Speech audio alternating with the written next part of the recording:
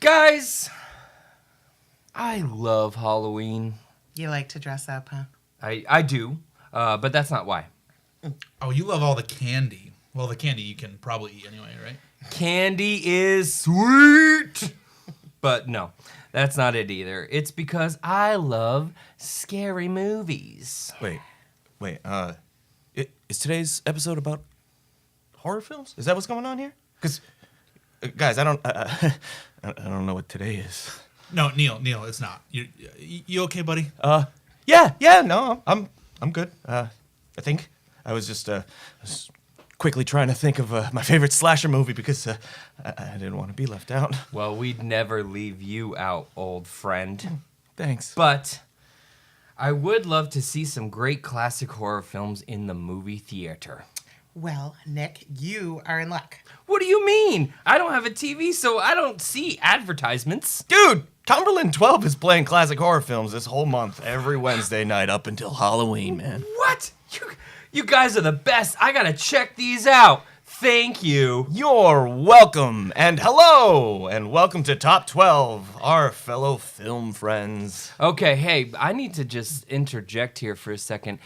Craig, I don't know if you've noticed something, but Neil is actually here today. Oh my God. It's amazing. And I not hate you only guys is so Neil much. here, but he's brought a fancy friend. Could you introduce your fancy friend to us, Neil? Well, guys, my fancy friend is Jackie. Hi, Jackie. Hi, Jackie. Hello. Welcome to the show. We want to welcome Thank Jackie you. to the Top 12. Jackie is a local theater and dance lover. She's been directing shows all over the North Country for almost 15 years, and she's an accomplished choreographer. Ooh, So, nice. Nick, we you're got going to learn some fancy. dance moves later. I'm off air. I am down. I'm gonna down. salsa. I've always wanted to know how to Dougie. Can you teach me how? I can teach you, friends. Sweet, Awesome. sweet. I can teach you how to Dougie So- while you're ballroom dancing. So Jackie, Whoa! that's perfect. So Jackie, you've got some. So you do theater. I do. Local theater. I do.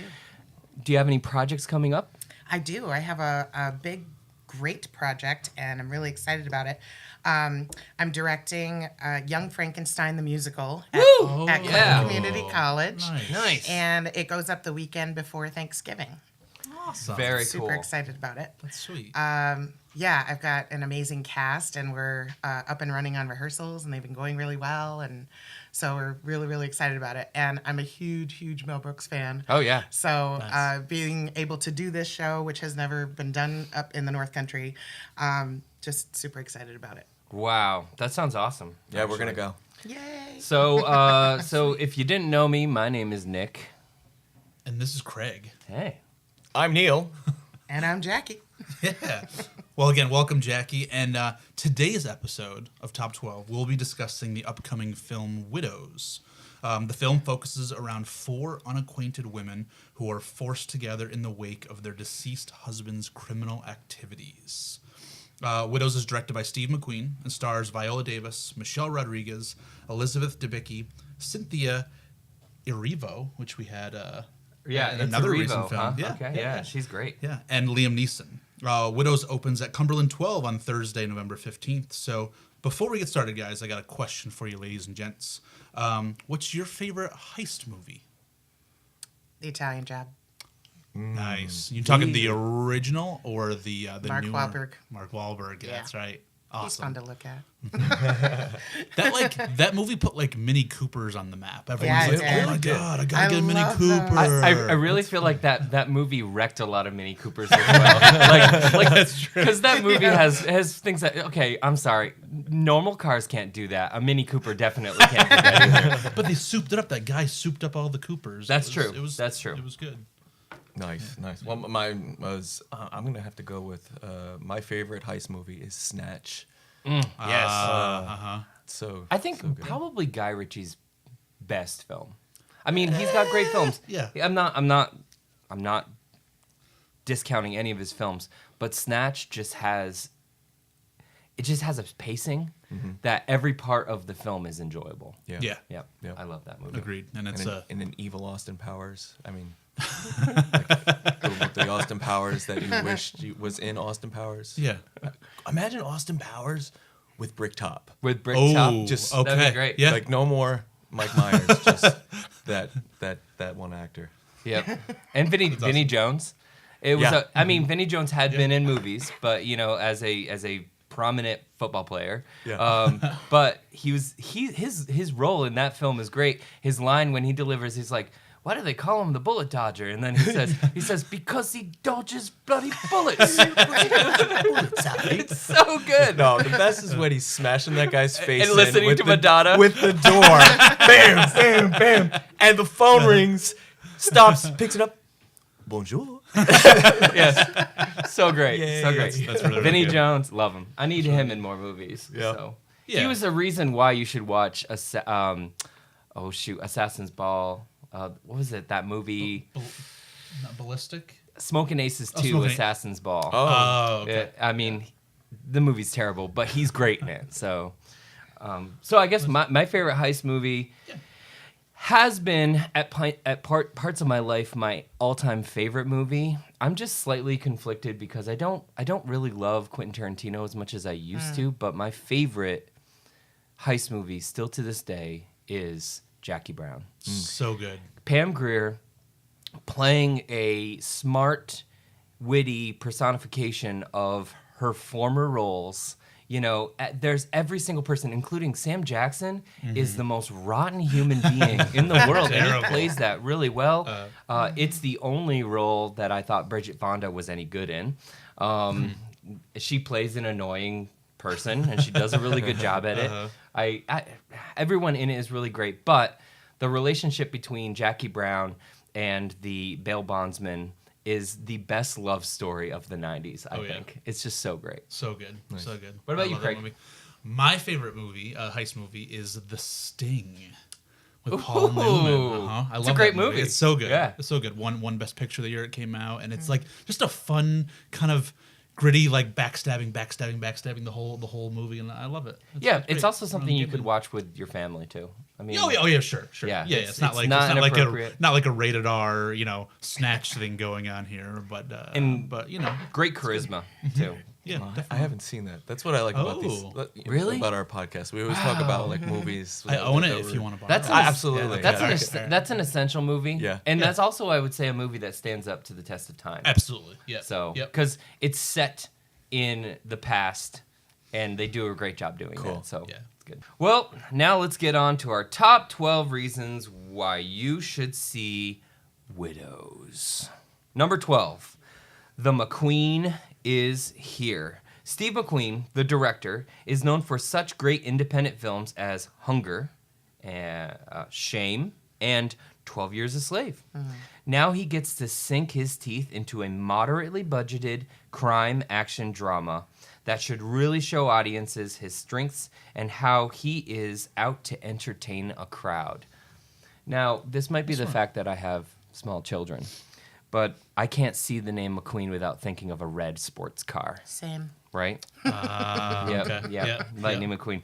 But Steve McQueen, not the same person. No, not very, even very based Not on. even close. No. Yeah.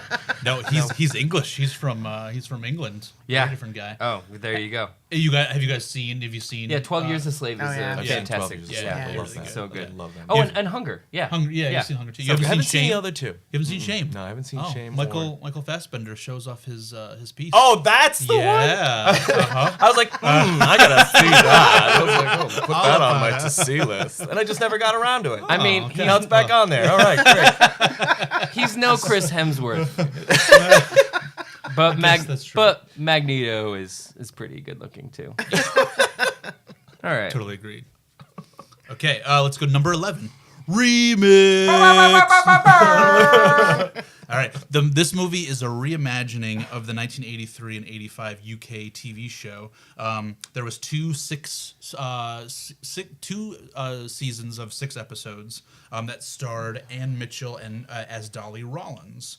The show was very well received in Europe and it was nominated for 2 BAFTAs, including Best Dramatic Series. And in the new Widows movie, Anne Mitchell from the show actually gets to play Carrie Coon's mother in the film. So isn't that like a fun I'm a connection? sucker for stuff like that. I love it. Isn't You that know, cool? also, I just have to say, this reminds me that the UK never really understood seasons. I don't know. And I to this think they day, understand true. seasons No, better no, than no, we no, no, do. no, no, no. I'll tell you why. Because love like it. some great UK TV shows are just like, I was like, here's the new season of British Doctor, and it's 3 episodes. But each one's like an hour and a half No, long. one episode is 13 seconds. The next episode is 10 minutes, and the other episode is a 4-hour documentary. That's Yep. so true. I mean- Just like the Sherlock show too. Yeah. Yeah. It's like every episode's different length, and like you don't even know how long the season's gonna be. I love it, but it's really hard to kind of be like, all right, well tonight I'm gonna watch Benedict Cumberbatch Batch. How dare you, sir? How dare you? I'm gonna watch a show with him in it, and it's like you watch it and you're just like, I don't know how much time to accommodate. right. Is this a movie? We're watching a movie? What's going on here? But yeah, and like this show too, the UK show, like the 2 seasons were 2 years apart, so it wasn't like they like had them like ready to go. They were like, oh, here's one. Let's wait a year. Okay, and then here's the next one for you. But Yeah, but you know, I actually have not seen the show that this is based off of, but I'm gonna try to do my research just so that when I see Widows, I'm like, oh, that's her. There it is. That's cool. right. All right. awesome. Number 10, the cast is remarkable. From Liam Neeson to Viola Davis, John Bernthal and Colin Farrell, Daniel Kaluuya and Michelle Rodriguez, Carrie Coon, and Robert Duvall. Each minute of this film will be packed with so much star power that there will be no stopping it once it gets rolling. I'm gonna just say though, there is one star that is undercut in this mentioning, and that is Cynthia Erivo. Erivo. Erivo. Yeah. We saw Bad Bad Times at Times. El Royale, and I'm still not sure how I feel about the film. Like it was, I know I enjoyed watching it, but she just was the reason to see that film, and I hope that her role in this film lives up to that. I totally agree. Yeah. Totally agree. Yeah. Yeah, there's so much good cast in this movie that it's going to be like crazy. Like who's going to not get, I mean, we know that the guys will probably be not around that much longer unless they Right. show like flashbacks or whatever, but I'm just curious like who's going to get the meat of this other than Viola, of And course. John Bernthal is becoming the new Sean Bean, where he just dies in everything. you know, and it's like, Yeah. so I mean, I see him and it's like, oh yeah, he's gonna die. Yeah, That's he's awesome. a dude. So Just from the promos I've seen, Daniel Kaluuya kind of stands out, it Yeah, seems. agreed. And in the limited things that I've seen him in, I'm really excited to see him as like this just Terrifying. Yeah. Yeah. Like his wardrobe stands out in the trailer too. Like he's Yeah. got like the white long dress. Yeah. Like I'm curious what he's going to be all about in here. Clearly a very terrible badass, man. badass. creepy Yeah. and badass, and I'm Yeah. really excited to see. For real, Looking forward. for real. You saw Get Out, right? Yes. Oh, yeah, of course. So good. Guys, if you haven't seen that, please just Yeah. sit down and watch Get So Out. good. And if you hate it, don't let us know. Yeah. It's a good movie. I don't know if you guys have seen. My wife and I watched Night School, and there was a Wait, we- what? Yeah, That's enough. No, we can't. But there's On a funny purpose? there's a funny line there. They're like, you know, the one guy asked for tea, and he was like, "I thought black people didn't drink tea anymore after seeing that." Get out. Okay. All right. I was like, that's all right, funny. you know, You got me. It's like they came up with one joke, and Kevin Hart was like, "No, this is all we need.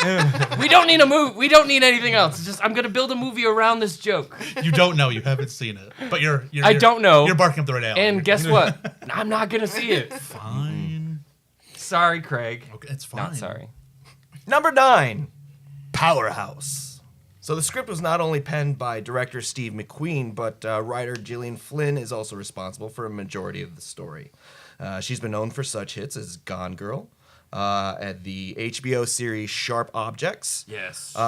Flynn's also been collaborating with McQueen, and what she said about it was that I thought that there was so much to be done with the source material, plus I wanted to work with him, which is a good reason to work with somebody. Absolutely.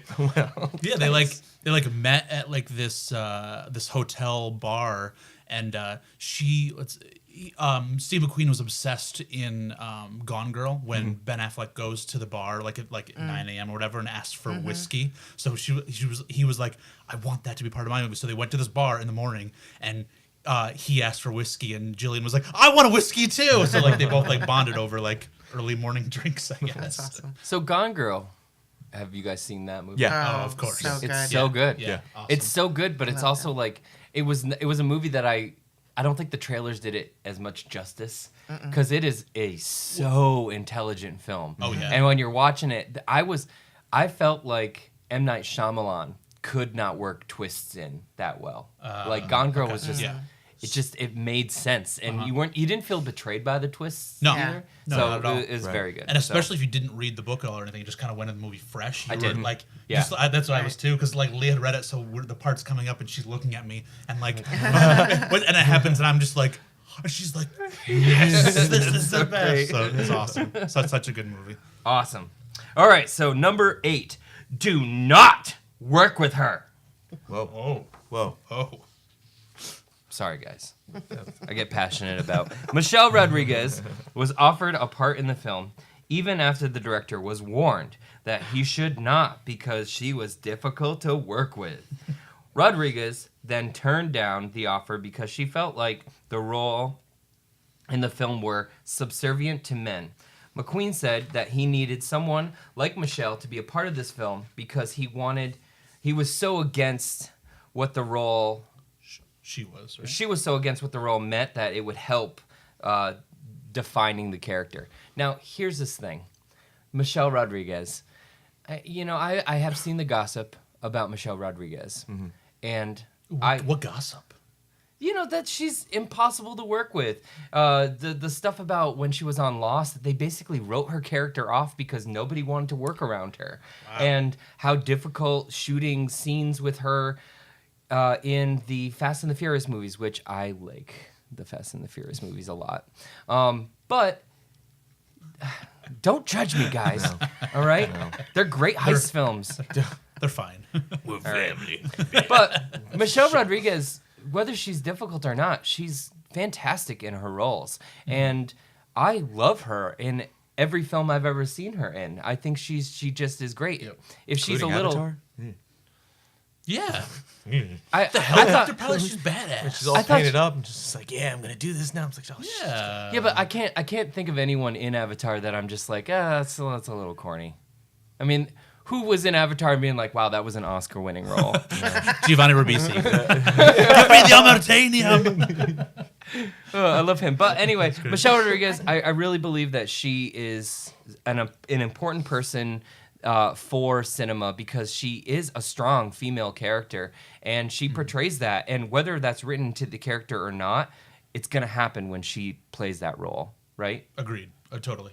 I can't. I'm in the same boat as you. I can't think of a role that I was like, why was Michelle Rodriguez in this? Right. Everything she does is good, but she looks like she's fun to get along with and a nice person. So it's just weird, like the stuff people have to say. Yeah. If studio execs are saying don't cast her, then Yeah, clearly. but I don't want to be that guy, but I feel like I just want to call sexism a little bit. Like difficult guys that are difficult to work with, you don't hear that much gossip about them. But like Edward Norton is unanimously difficult to work with, but he still gets work. And he's been known to like buy out the movie project just so that he can have it his way. right, do last cut and stuff like that. Exactly. Like, but still, we were like, oh, Edward Norton, he's great in these movies. Whereas like Michelle Rodriguez, when you Google Michelle Rodriguez's name, one of the first things you see is like, oh, Michelle Rodriguez kicked off the set of so and so because of this and this. Jesus. So, yeah, I think she's great. Being a badass woman in Hollywood, I think, is always going to be questioned and taunted, and Right. And she's a badass. Yeah, yeah. And this is a great film to hopefully showcase that with Widows. I hope so. Oh, I'm excited. Yeah. I'm hoping. Okay, number 7, Katniss. Katniss. Number 7, Katniss Everdeen is out. So Jennifer Lawrence was originally attached to the film, but like all the movies we talk about, conflict with her schedule prevented her from being a part of the cast. Amy Adams was also once rumored to be in the role, so it feels like a lot of time the movies, like you hear about these big, huge, high profile people attached, and I wonder like how closely attached were they, like signed on, were they like ready to go and they just couldn't figure it out, or were they just like, we want them to be in this, and then it just didn't pan out, right? And and I was talking to Craig about this the other day. Jennifer Lawrence is somebody who kind of has won me over. I've seen a couple of recent films with her where I was just like, whoa, she's an amazing actress. Mm-hmm. Did anybody hear the rumors that she was in Plattsburgh? No. Yeah, Yeah, that's what there we were was- told. yeah. When was this? Uh-huh. Yeah. Oh yeah, She was I remember just that just crossing my last week path. or so. Oh, someone was really? saying- Yeah. It was said. I Yeah. mean, no one's solidified it, but that's. But I mean, Wow. not like that is necessarily news to report on, but I like her. I like Jennifer Lawrence. I don't know how I feel about Amy Adams yet. There's some films I've seen her in where I've just like, wow, this was really great, including the Muppet movie. I love her. She was fantastic. Yeah, I it's could- great. I- She's I awesome. could take her or leave her. Yeah, but she's- I almost hate everybody that was in the Superman movie that she was in. Oh, yeah. It's just like I don't know. Everything was just so phoned in. But I think after I saw her in Enchanted, I was like, okay.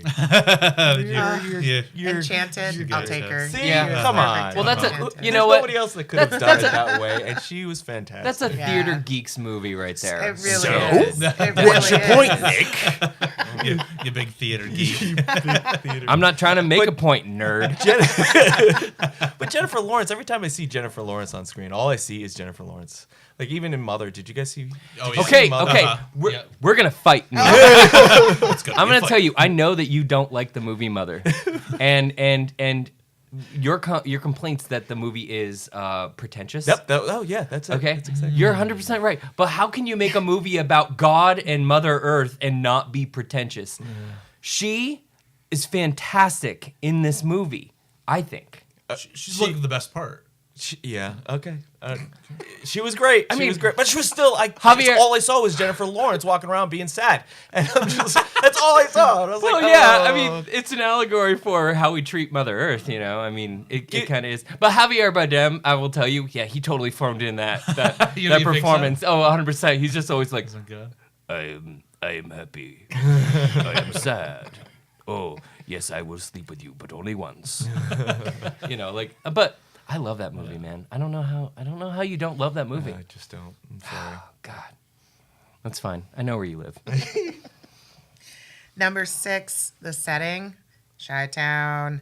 Widows is set on the mean streets of Chicago. Director Steve McQueen was quoted as saying, "The location was very strategic. I wanted an environment that dealt with current day issues, race, politics, crime, policing. Chicago is the epicenter of all of that." So, guys, do you feel in a particular city or setting resonates with you anymore in a film? I mean, You know what? If it was like New York or L.A., no, not at all. It's the same setting that I see over and over again. Yeah. Mm-hmm. Oddly enough, this is weird that it's in Chicago and that you're asking me this because Chicago's probably the only city that I'm interested in because I mean I was a military brat, so I've been all over the country except for Chicago. I've never been to Chicago. Oh. So films that are set in Chicago specifically, like I want to piques watch your it just so I interest. could see like Yeah. the architecture and the city itself. Like, when I think of Chicago and films that are set in Chicago, I think of Wicker Park, which the plot I cannot yeah. remember to Huh. save my life, but Okay. I do remember is that looking at all Josh the. Hartnett? Yeah, Yeah, yeah, yeah, definitely. yeah. Yeah. I couldn't remember the plot to save my life, but I do remember like looking at the city and just saying, I would love to visit that place. That would be a cool city to visit that I haven't been to yet. So But there's yeah. there's a lot of great movies that take place in Chicago where Chicago becomes a character. Yeah. Yeah. Yeah, like yeah. even parts of the Ocean's 11 and Ocean's 12's movies, they take place in parts of Chicago. They do? Don't they? Yeah. That's where where Oh. the settings are. And Maybe. oddly, the original Italian Job takes place in Chicago. Oh, okay. Intentional. Interesting. But yeah, no, I'm with you. Actually, I think Chicago's a great setting. But yeah, I'm a sucker for when a movie is based in a small town or like a certain area, and then they get the details of that area right. Right, You yes. know, good. I'm always like, Yeah. oh, hey, Yes. okay. It's like when they were like upstate New York, and they mean Albany, but, but like when No, they somebody mean says, like Westchester. and you're upstate like, New wait a York, minute. Chester. Like, Oh God. that's south of Albany. Yeah, right, exactly. You know, That doesn't work. But you know, when they say like upstate New York, I'm just like, well, I'm from upstate New York, and I see a movie that's set in upstate New York, I'm like, whoa, that looks like Vermontville. Yeah. Why would anyone go there?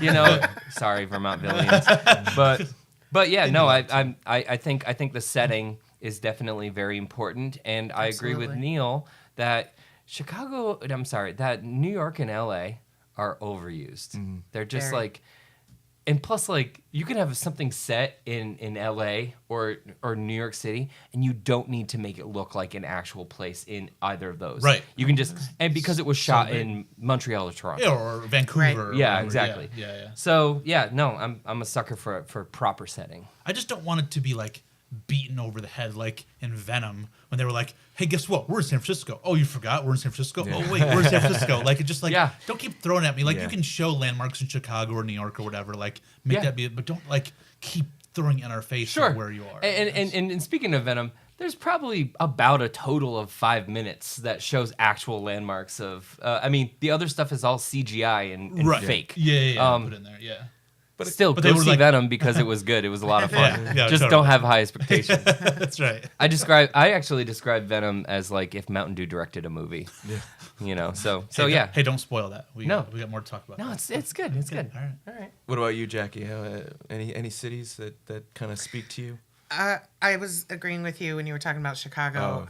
Also, being a military brat, I've never been to Chicago, and I would love to go see it. And it definitely has a very distinct, different city character than LA or New York.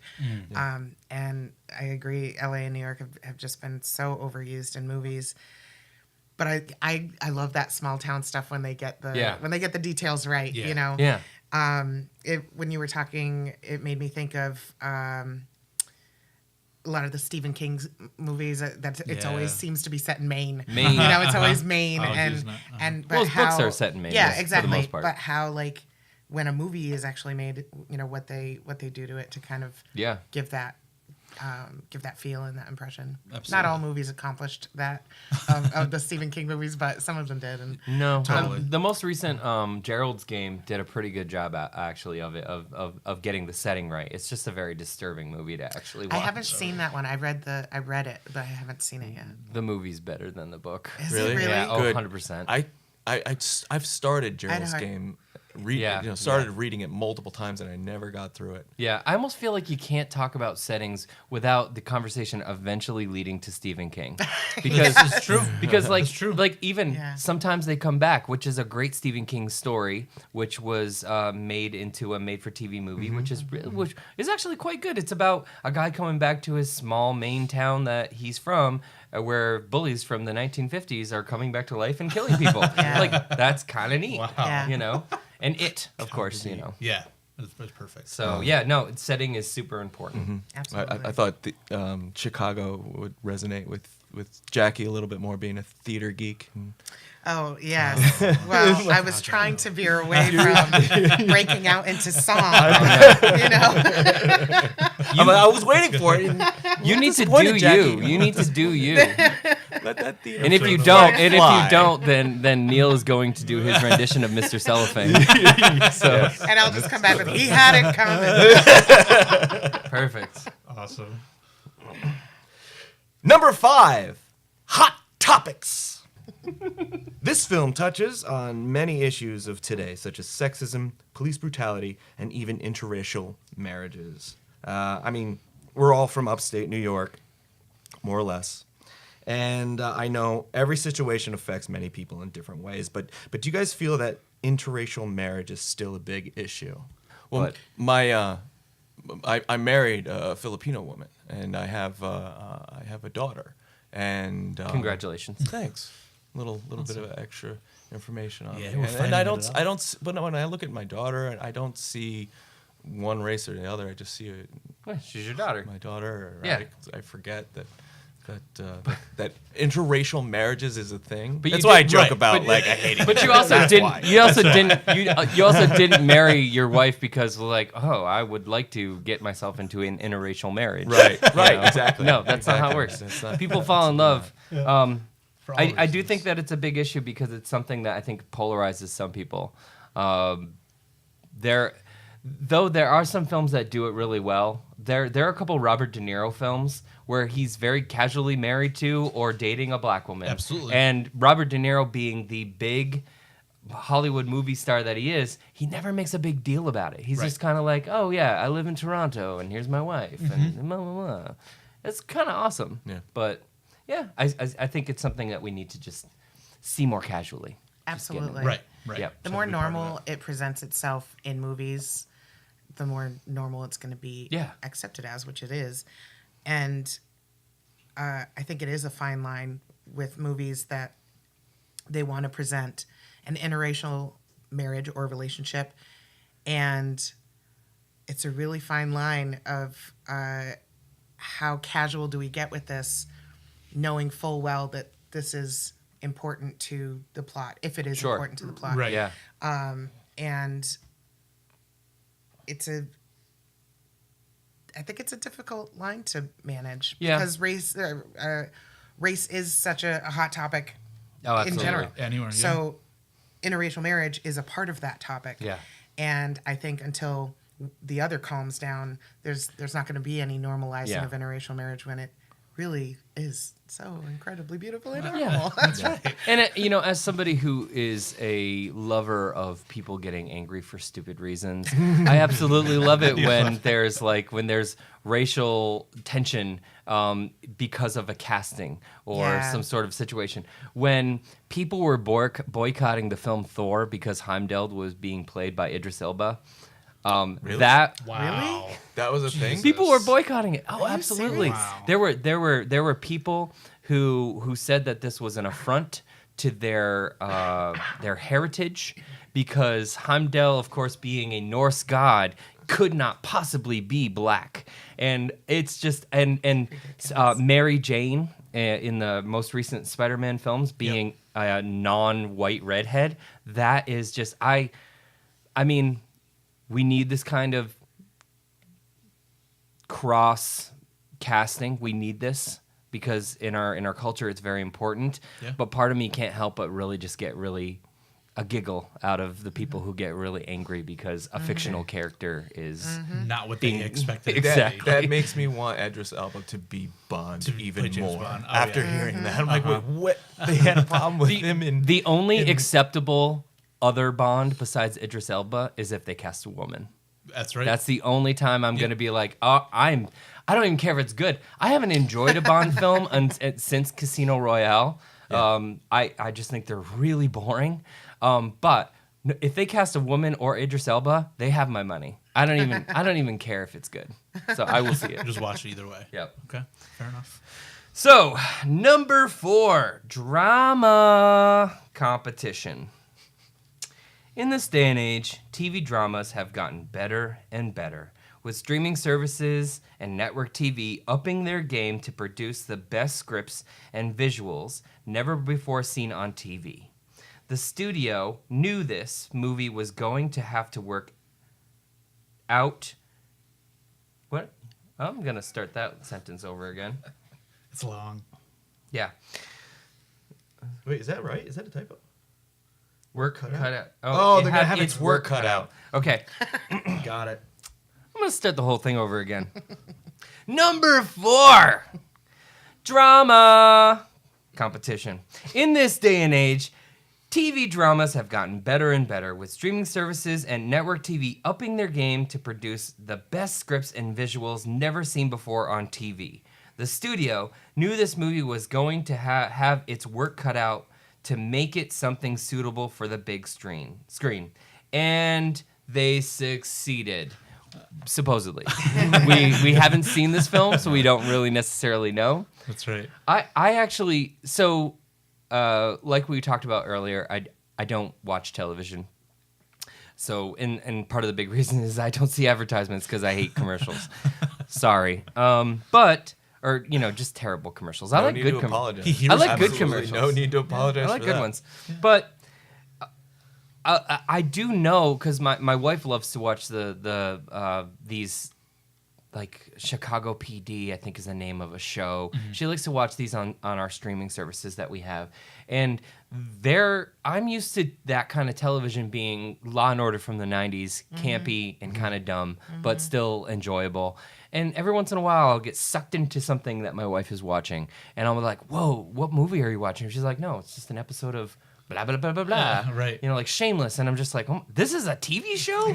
Like, how is this possible? Yeah, TV definitely has stepped itself up, and with streaming services like Netflix, investing wholeheartedly into series like Black Mirror. Oh, yeah. And a series that I think we need to eventually talk about in some sort of way is anyone see the show Godless? It's No. on Netflix. It stars Jeff Daniels from Dumb and Dumber, and it's a western, and it is the most disturbing, most cerebral western I've ever seen. It is great. You should definitely watch it. But the problem is it's got several episodes. I think it's got 12 episodes. So you can't just sit down and watch it like a movie. Right. You have to quit your job. Check it out. So when I see the trailer for the movie Widows, it really pulls me to that gritty crime drama. And I'm hoping that it is like that. And within under 3 hours. So right. Not actually... I saw something I saw a meme on the internet where they said if a movie was 8 hours long, nobody will ever watch it. But if you break it up in hour increments, people binge that for 8 hours straight. right. They won't even think twice about it, right? And there's so That's much crazy. filler in our TV shows that we love. Like Breaking Bad. Yeah, that was a great show, but there's a lot of stuff that they could cut out, and you wouldn't even remember that. That's right.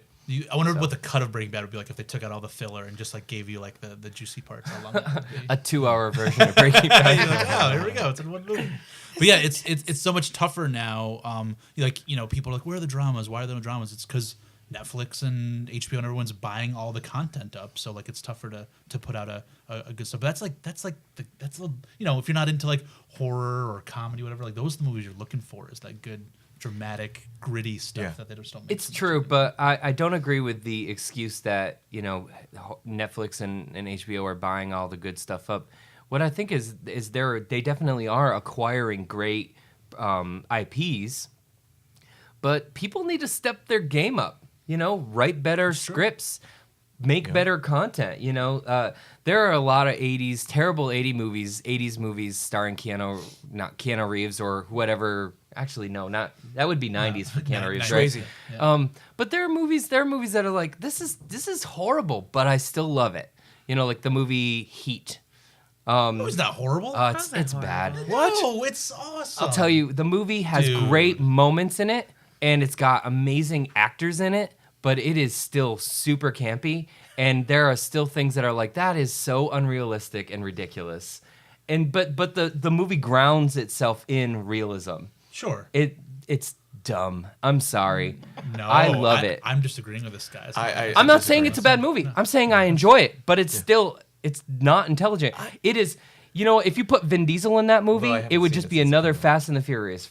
That's all it is. But it happened before Fast and the Furious. Right. This movie helped. But you love Fast and the Furious. Yeah. Because they're better versions of Heat. Oh my Wow. God. I'm sorry. Michael Mann is coming after you. Hardcore. Wow. You just said. Give him my number. Nick, my brain just exploded. You just said Fast and the Furious is a better version of Heat. It's true. Maybe it's because I'm just angry at Val Kilmer's haircut during that whole film. Just being like, what did you do, man? Come on. You were handsome. What is this? But he wears the cool hockey mask. It's awesome. Yeah, for 10 seconds in the film. No, it's a couple minutes. But still, come on. It's dumb. It's good.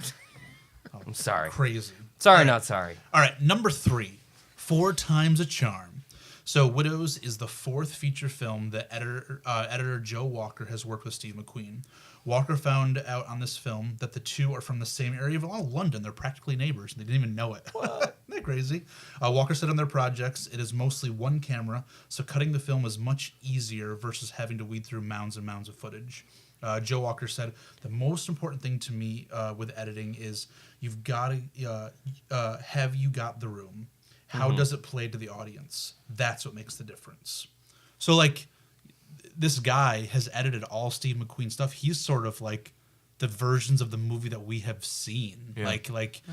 Any editor, they have the power. So I know like some directors like get final cut and they can kind of change stuff around, but like you shoot all this That's stuff. and rare, this- though. Yeah, it doesn't happen that often. You sort of Yeah. have to like take some salary away to be like, hey, I want to actually like be the person who's going to be cutting this film. But to have this guy like he's responsible for Hunger and Shame and 12 Years a Slave and now Widows. This guy is like making, if we see Steve McQueen as this great director, this guy is the reason that I think an editor is a role that is often overlooked, as far as like we like to put in celebrity status these amazing directors, sometimes even producers who get directing credits even though they didn't direct. Like Right. Steven Spielberg, we're like, oh, he's my favorite director. It's like, well, he's only directed a few films, but he's produced all these amazing things and he's very hands on and he's actually taken place as an editor to a lot of those films. That's right. Editing can make and break a film. Absolutely. Last year Suicide Squad came out?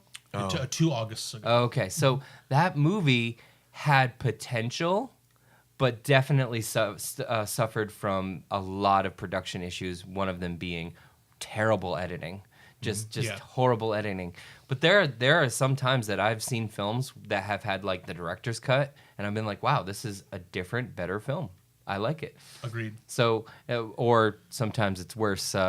We were talking earlier, Craig and I, about The Exorcist, how there is the theatrical version and then there's the director's cut. The director's cut makes it a completely different film, and it is kind of just dumb. I mean, he keeps adding in all these extra scenes that just slow the pacing down. It's just Exorcist is a terrifying movie, but you end up laughing at all the extra scenes he added in. So, but editing's important. Yeah. Super. Well, an example of an editor making a film better. Exactly. Yeah. That's true. Exactly. Definitely. Number 2, I Am Woman, Hear Me Roar. Woo! Yep. I'm everyone. Most revenge films generally focus on an underdeveloped female character who befalls a terrible tragedy, and the male character has to pick up the pieces and overcome. In this film, it will showcase an about face as the female characters are in the lead for this one. And I love that. I'm super excited about it. There are not a lot of films that have that revenge or that comeback from the woman that's not based on she was abused or something happened to her. From what I gather in the preview, it sounds as if Viola doesn't know that her husband had this kind of life, and Absolutely. And I don't know about the other women, but I get that impression. So it's not anything abusive or something that they were experiencing in their life before their husband disappeared or their significant other disappeared. They die and they're suddenly exposed to this world of but they're still coming back from something. We're not exactly sure of the details yet, but they're still coming back from something, and there's an aspect of revenge in there, and so I feel like it just gives the women in this movie all that much more power, because it's not it's not that typical story of which those stories are amazing on their own, but it's different. I like that. I like that approach for the women. Definitely. It's not like Kill Bill where like Yeah. exactly what I Uma was was like in this like life of crime and knew all this bad stuff's going on and stuff could Exactly. happen to her. Like these ladies seem almost unaware. exactly.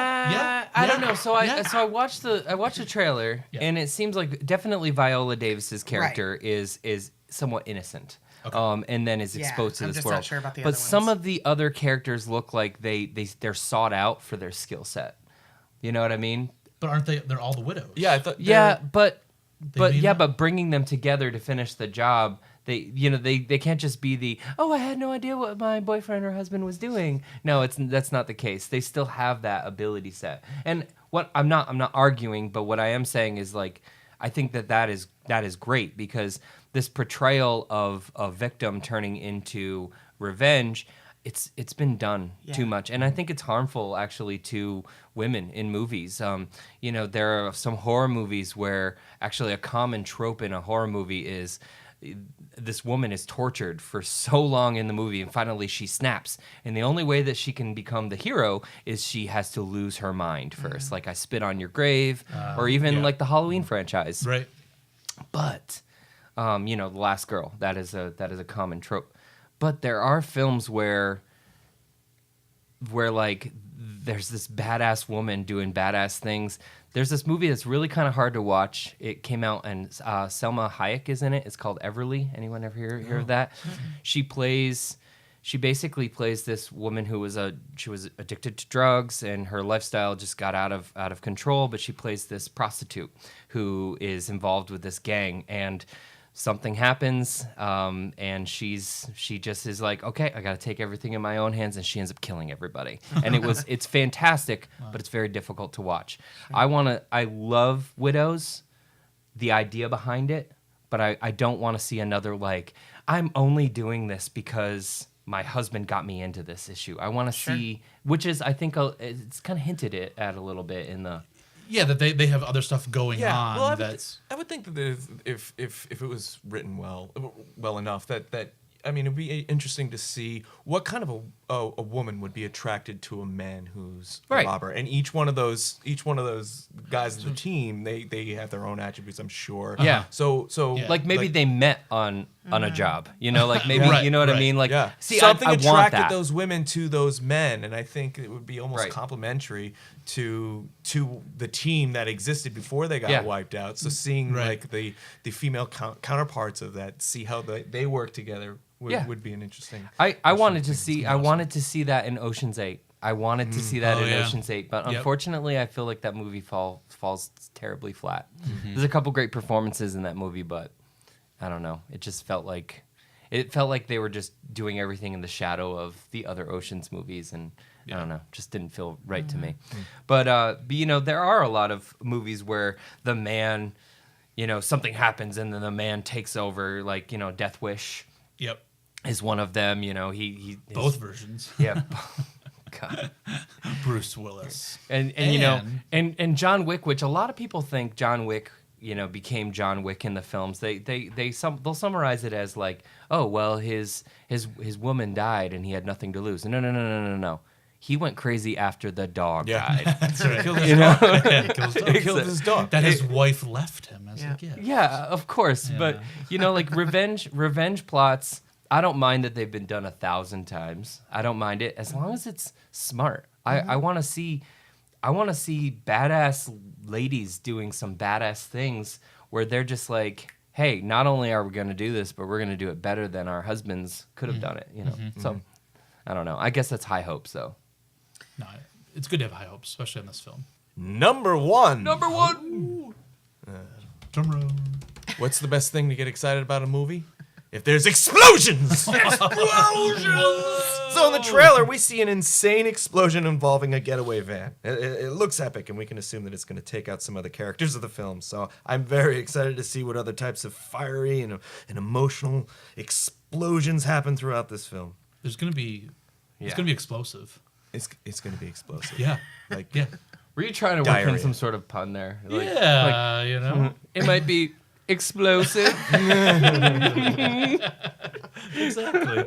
No, I'm excited to see, we haven't seen what's going to happen when these ladies come together and, who they're going to come after and whatever the final battle of this is gonna be. It's gonna be pretty sweet. You think there's gonna be an explosion and then the girls are gonna walk away from the building? But they won't look back at the explosion because they're badass. We can do this too. We got this. Like, there better be a warehouse that explodes and they're just yeah, we got this. And they're walking away in slow motion. Yep. Oh, yep. I want it so bad. That'd be so good. No, but I think your concept that this movie is going to be explosive, I think you're correct on that end. But I also feel like it's going to be one of those films that I'm gonna buy eventually and put on my shelf and toss in every once in a while when I want to see a good heist movie, because definitely that's a genre I don't think ever gets old. Is the heist movie. As long as it's when it's done really well, when you're just oh yeah, most stuff was smart and it's cool and I liked watching the characters. Yep, that's Fast and the Furious 1 through 8. Fast and Furious, Nick. Oh, you're killing me. I'm sorry. Killing me, Small. Michelle Rodriguez fantastic roles in all those films, but also was apparently written off for a little while because she was so difficult. So who knows? And now Vin Diesel's been written off because now they're doing a Calvin and Hobbes one or whatever it's called. What? They're doing The Rock's character and Jason Statham's character from Fast and Furious are now have their own movie coming out next summer. They're doing a buddy. Wait, are there characters named It's a buddy- Calvin and Hobbes? He's Hobbes, and I think Oh, it's something. he must be Calvin something, right? Calvin Really? and Hobbes, yeah. I was like, wait, I'm just imagining like little cartoon Calvin in his freaking cardboard box. That should be the poster. And The Rock dressed up as like as a cat tiger behind him. Now, I'm all about making fun of this because it sounds really terrible. I'm still gonna go see it. However, that I'd say it's movie, better than Heat. that Jason Statham movie would be so much better if they got Viola Davis and Cynthia Erivo and Erivo? Cynthia Erivo. She's so fantastic. Maybe we should get her name right. Oh man, I'm sorry, Cynthia Erivo. Perfect. She's just. She melts my butter. Ooh. Yeah. That's And I'm very new to whole butter on my popcorn thing, and it's just my new favorite thing. You're new to butter on your popcorn? Yeah, he never had it. I never had it. What? Till recently. It's very good. It's very good. Yeah. I Did you watch him understand. during our screening? He was like, "Oh my god, this is the best thing ever." I ate a loved whole it. tub of popcorn, just like in like half of the movie. Yeah. It was very My good. mind's a little blown right now. So is mine. Yeah. Yeah. Well, anyway, you guys should try it. It's this new concept called butter on popcorn. But yeah, no, I have high hopes for this film. Yeah. I'm glad that we were able to finally do a film that shows, powerful women doing amazingly badass things, and that's my high hopes for this film. So, where can people buy tickets for this film, Craig? Tickets are on sale now. They can go to Cumberland12.com or come to the box office and see me, and I'll sell you a ticket. And of course, it opens on November 15th. 2 premiere showtimes, and then you can see it for the next few weeks. Until it's And we will be there for the premiere. Yes, come Most watch it with definitely. us. Yep. Maybe Jackie will be there if she's not directing. Oh, Well, Jackie's gonna be. November 15th is actually opening night for Young Frankenstein. That's fine. So you go see Young Frankenstein, and then after, in the glow of seeing an to a late amazing, showing, yes. exactly, we go Yes. to a late I think showing that's at an Cumberland 12. Excellent plan. So, Perfect. Yeah. all right. So Perfect. we would like to thank North Volume for hosting today's episode, and we would like to invite everyone to listen and come and see Widows with the Top 12 crew on November 15th, right? Yeah. Do we know when the showings are? Probably like 7 Yeah, or something. a 7 and like a 9:50. Stay tuned to our Facebook page. We'll Yeah. let you know. Post I think that's our show, guys and lady. That's it. Thanks, Jackie, for Yes, being thank on. Thank Jackie. you for Yeah. having me. This Yeah. is a lot of fun. This was Awesome. tons of fun. So I'm Nick. I'm Craig.